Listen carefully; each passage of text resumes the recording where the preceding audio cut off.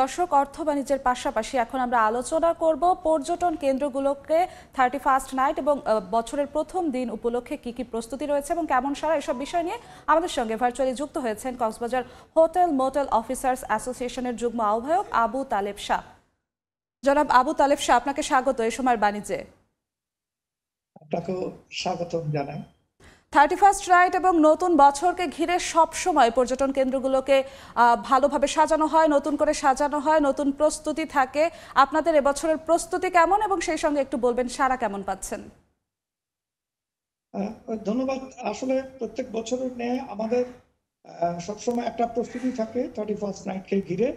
আমরাও কিন্তু এবার প্রস্তুতি নিয়েছি, তবে আমাদের প্রত্যেক অন্যান্য বছর যেভাবে আমরা একটা বড় ধরনের একটা আয়োজন থাকে সেই ধরনের এবার আমরা নিতে পারিনি, কারণ কিছু টেকনিক্যাল ব্যাপার আছে এই কারণে। তবে আমরা আমাদের পর্যটকদের জন্য যারা আসবেন তাদের জন্য এখানে বিভিন্ন ধরনের এই যে ফুডের আমরা কিছু ফ্যাসিলিটিস রেখেছি, প্লাস কিছু ওপেন কনসার্ট, মানে আমাদের এখানে ইন্টারনাল কিছু কনসার্টের লাইভ কনসার্টের ব্যবস্থা রেখেছি। আমরা আশা করছি তাতে তারা যারা আসবেন তারা কিন্তু খুব আনন্দ উপভোগ করবেন। বরাবরই শোনা যায় যে এসব উৎসবের সময় পর্যটন এলাকাগুলোতে যেহেতু পর্যটকরা বেশি যায়, হোটেল মোটেলের মালিক যারা থাকেন বা দায়িত্বে যারা থাকেন তাদের ভাড়া বেড়ে যায়, পর্যটকরা এক প্রকার জিম্মি হয়ে যায়। এবছর কি এমন কিছুর আজ পাওয়া যাচ্ছে? আপনারা আসলে এবছর ভাড়াটারা কেমন রেখেছেন? দেখেন, আমরা যারা আমরা আছি এখানে আমাদের কিন্তু একটা পাবলিশ ট্যারিফ থাকে। এই ট্যারিফের বাইরে কিন্তু যাওয়ার আমাদের কোনো সুযোগ নাই।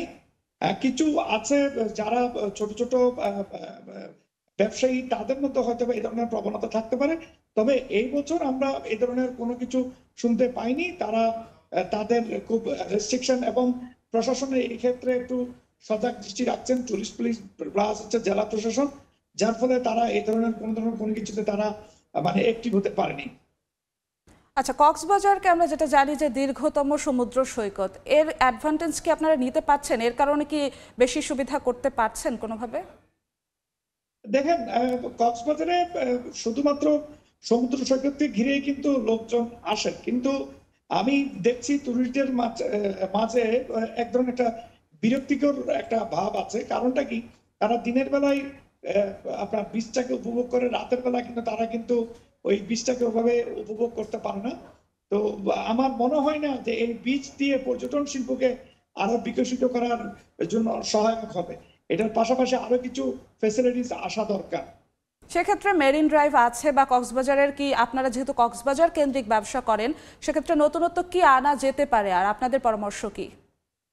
দেখেন, আমি মনে করি প্রথমত হচ্ছে কি, যোগাযোগ ব্যবস্থা থেকে আমাদের আরো একটু মনোযোগ দেওয়া উচিত। কক্সবাজার চিটাগং রোডটাকে 4 লেন করা উচিত।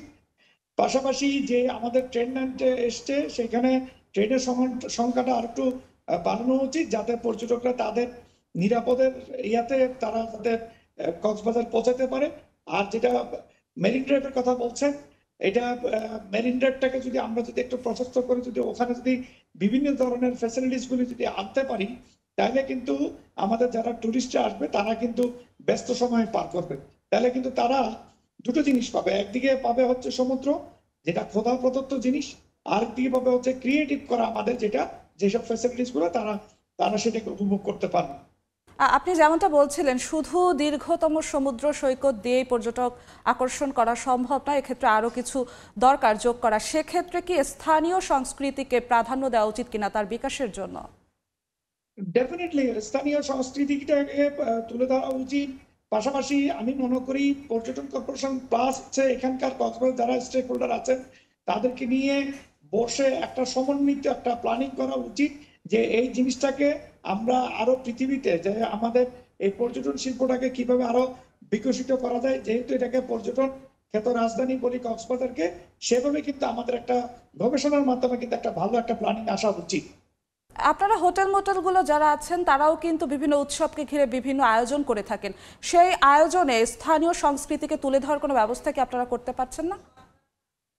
আমরা তো আপনি দেখেন এখন পর্যন্ত যতগুলো এখানে ডেভেলপমেন্ট এসছে এগুলো কিন্তু এই হোটেল অ্যাকোমোডেশনের ক্ষেত্রে যদি বলতে চাই, এগুলো কিন্তু বেসরকারি শিল্প খাতের মাধ্যমে কিন্তু আমাদের এই কক্সবাজার কিন্তু ডেভেলপমেন্টে এসছে। পাশাপাশি রোডের কিছুটা উন্নতি হয়েছে এখানে শহরের মধ্যে। তো আমরা পাশাপাশি টুরিস্টদের কথা বিবেচনা করে আমরা দেখবেন এখানে কক্সবাজার একটা ফুড কার্নিভাল, কক্স কার্নিভাল আমরা ওপেন করেছি, যেখানে আমরা লোকজ সংস্কৃতি, স্থানীয় সংস্কৃতি এগুলোকে তুলে ধরার চেষ্টা করছি আমাদের ওই ফুড কোর্টের মাধ্যমে, যাতে টুরিস্টরা কিছুটা সময় হলো তারা সুন্দরভাবে সময়টা তাদের ইভিনিং টাইমটা তাতে কাটাতে পারে। আচ্ছা, আরো একটি বিষয় আমরা যদি যুক্ত করতে চাই, 5 আগস্টের পর পট পরিবর্তনের পর নিরাপত্তা নিয়ে কি পর্যটকদের মধ্যে কি কোনো স্বস্তি আছে কিনা, স্বস্তির ঘাটতি কোথাও দেখতে পাচ্ছেন কিনা আপনারা? দেখেন, এটা প্রথম দিকে কিছুটা লোকজনের মধ্যে একটা সংশয় ছিল, কিন্তু এটা কিন্তু আস্তে আস্তে কিন্তু এখন কেটে গেছে, তাদের মধ্যে এ ধরনের কোনো সংশয় নেই এবং টুরিস্টরাও কিন্তু খুব নির্বিঘ্নে কিন্তু এই টুরিস্ট জোনগুলোতে খুব ভালোভাবে কিন্তু তারা বেড়াচ্ছে। ওখানেও এক ধরনের প্রস্তুতি নেওয়া হয়েছে উৎসবকে কেন্দ্র করে। আমাদের প্রশ্নটি ঠিক এইখানেই যে শুধু উৎসব কেন্দ্রিক পর্যটন ব্যবস্থাই কি থাকা উচিত, নাকি সারা বছরেই পর্যটকরা যাতে আকর্ষিত হয় সমানভাবে সেই ব্যবস্থাটাও করা উচিত? দেখেন, আমরা তো চাই রাউন্ড দ্য ইয়ার এই পর্যটন এরিয়াটা উৎসব মুখর থাকুক, এটা আমরা প্রত্যেক দিন চাই এটা উৎসব মুখর থাকুক, কিন্তু যেটা বলছিলাম শুধু উৎসবেরকে কেন্দ্র করে কিন্তু আমরা কিছুটা প্রস্তুতি নিই। এটা যেমন একটা কারণটা হচ্ছে কি, আমাদের এখানে শুধুমাত্র সমুদ্র এবং কয়েকটা টুরিস্ট স্পট ছাড়া এগুলোকে তুলে ধরার ছাড়া আর কোনো আমাদের কাছে কোনো ইনস্ট্রুমেন্ট নাই।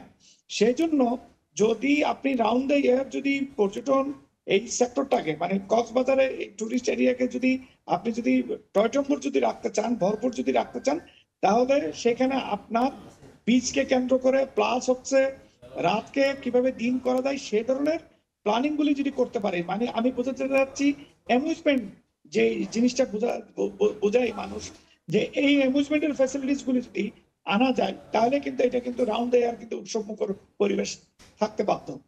পর্যটন খাতকে সম্ভাবনাময় করার জন্য আপনারা উদ্যোগ নিচ্ছেন, সরকারও উদ্যোগ নিচ্ছে। আপনাদের মধ্যে কি কোনো যোগাযোগ আছে যে আপনারা দুই পক্ষই সমানভাবে একই উদ্যোগ নিচ্ছেন এবং একইভাবে কাজ করছেন যেখানে পর্যটন খাতকে আসলে ভালো রাখা যায়? দেখেন, এখানে বিহা একটা সংগঠন আছে, বিহার মাধ্যমে কিন্তু আমাদের সরকারি যারা উপরস্থ আছেন তাদের সাথে কথাবার্তা চলছেন। তবে আমি মনে করি যেহেতু এটা কক্সবাজার আমি একটু আগেও বলেছি যে যারা স্টেক হোল্ডার আছে কক্সবাজারে এবং সুশীল সমাজ আছে এবং এখানে চেম্বার অফ কমার্স আছে, তাদেরকে নিয়ে যদি সমন্বয় করে যদি একটা যদি প্ল্যানিং করা যায় কক্সবাজার কেন্দ্রিক, তাহলে কিন্তু এটা কিন্তু আরো ভালোভাবে একটা ভালো কিছু করা সম্ভব। আমরা শুধু দেশি পর্যটকই না, বিদেশি পর্যটক আকর্ষণ করা গেলে আমাদের রিজার্ভের ভালো পরিস্থিতি হবে, রিজার্ভ বাড়বে। তো সেই ক্ষেত্রে দেখা যায় দেশি এবং বিদেশি পর্যটক দুই ধরনের পর্যটকদের আকর্ষণ করার জন্য এই বছর আপনারা বাড়তি কোনো প্রস্তুতি নিয়েছেন কিনা? দেখেন, আমাদের তো প্রস্তুতি একটা তো থাকেই সবসময় বরাবরের মতোই। এবার কিন্তু আমরা চেয়েছিলাম আমরা ফুড কোর্ট ওপেন করেছি, আপনাকে একটু আগে বলেছি যে আমরা একটা কক্স কার্নিভাল লাইভ মিউজিক থাকে এখানে ফুড কোর্ট ওপেন করেছি, যাতে টুরিস্টরা এসে নতুন আঙ্গিকে নতুন কোন কিছু দেখে। এরকম যদি বেসরকারি খাতকে যদি সরকারিভাবে যদি সহযোগিতা করে, তাহলে আমি মনে করি এটা আরো তাড়াতাড়ি প্রশস্ত হবে পর্যটন শিল্প বিকাশের জন্য। এবছর বিদেশি পর্যটকের সাড়া কেমন পেয়েছেন উৎসব উপলক্ষে? দেখেন, এটা বলতে গেলে আমি বলবো যেটা সত্যিকার অর্থে আমরা এখানে যারা বিদেশি পর্যটক বিদেশি টুরিস্টদেরকে দেখছি সেগুলো কিন্তু হচ্ছে এনজিও কেন্দ্রিক কিছু যারা আছেন ফরেনার আছেন তাদেরকেই কিন্তু আমাদের চোখে পড়ে, কিন্তু দেশের বাইরে থেকে যে এটাকে কেন্দ্র করে আলাদাভাবে ঘুরতে আসবে সেই ধরনের পর্যটক কিন্তু আমাদের চোখে পড়ে না। সুতরাং এগুলোকে আকর্ষণ করার জন্য আমরা সরকারি পর্যায়েও বিভিন্ন এম্বাসির মাধ্যমে আমরা যদি বিদেশে যদি আমাদের এই টুরিস্ট এই জোনটাকে করে যেগুলি আমাদের স্পট আছে বাংলাদেশে সেই জিনিসগুলোকে যদি আমরা যদি সুন্দরভাবে যদি উপস্থাপন করতে পারি, তাহলে আমরা বিদেশি পর্যটককে আকৃষ্ট করতে পারবো বলে আমার দৃঢ় বিশ্বাস। কয়েক স্তরের নিরাপত্তার কথা শুনছিলাম, সেই নিরাপত্তা আসলে কতটা ভালো নিরাপত্তা হয়েছে, আপনারা কতটা সন্তুষ্ট সেই নিরাপত্তা নিয়ে? না, সত্যিকার অর্থে দেখেন এখানে টুরিস্ট পুলিশ এবং জেলা পুলিশ পাশাপাশি আছেন হচ্ছে জেলা প্রশাসন, তারা কিন্তু তিনজনের সমন্বয় করেই কিন্তু এখানে কিন্তু নিরাপত্তা ব্যবস্থাটা কিন্তু জোরদার করছেন। অলরেডি আমাদের হোটেলে এসে কিন্তু বলেও গেছেন যে আপনাদের কোনো ধরনের কোনো যদি সমস্যায় যদি থাকেন বা কোনো ধরনের কোনো যদি কোনো প্রবলেম ফেস করেন, সেক্ষেত্রে যাতে সাথে সাথে তাদেরকে নক করা হয়। আশা করছি এরকম কোনো কিছু হবে না, কারণ এই ক্ষেত্রে কি বলে যারা প্রশাসন লেভেলে আছেন তারা কিন্তু খুবই সজাগ। সবকিছু মিলে সবশেষ একটি প্রশ্ন করতে চাই, গত বছরের তুলনায় এই বছর নতুন বছর উপলক্ষে সাড়া কেমন পাচ্ছেন?